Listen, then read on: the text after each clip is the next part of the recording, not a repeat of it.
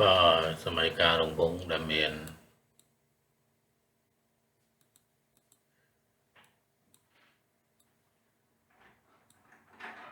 នៃការរង្វង់ដែលមានរាងទូទៅរបស់វាដែលមានចិត្ត A RCA RNA B និងកម្ម A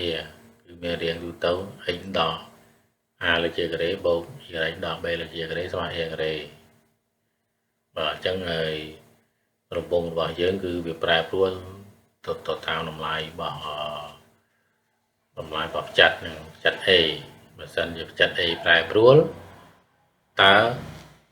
រង្វង់យើងវាបើសិនជាផ្ចិត A ប្រែប្រួលតើរង្វង់យើងវាប្រែប្រួលទៅផ្នែកណាតើប្រែប្រួលទៅលើផ្នែក RNA ឬ RNA ឬបើសិនជាតម្លៃ B នេះប្រែប្រួលតើរង្វង់យើងនេះវាប្រែប្រួលទៅលើតម្លៃ RNA ឬក៏ RNA ឬក៏យើងនិយាយថាគឺវាប្រែប្រួលទៅលើតម្លៃ X ឬ Y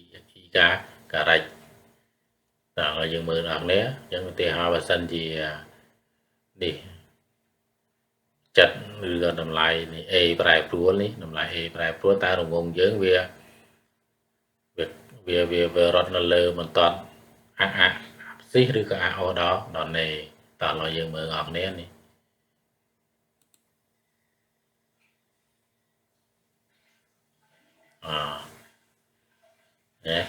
ចឹងមានន័យថាបើសិនជា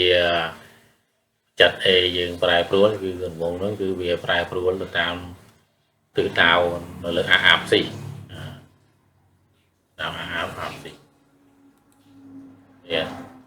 បើសិនជា B ប្រែប្រួលគឺរង្វង់យើងគឺក៏វាប្រែប្រួលទៅតាមទិសដៅនៅលើដល់ណេបាទ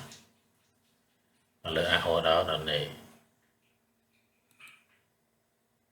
ចឹងនិយាយពី A វិញអញ្ចឹងបើសិនជា A យើងប្រែប្រួលអញ្ចឹងឧទាហរណ៍រង្វង់យើងកម្មឲ្យ A យើងស្មើពីឯកតាអញ្ចឹងបើកម្មវាប្រែប្រួលអញ្ចឹងរង្វង់ហ្នឹងវាកាន់តែធំបាទ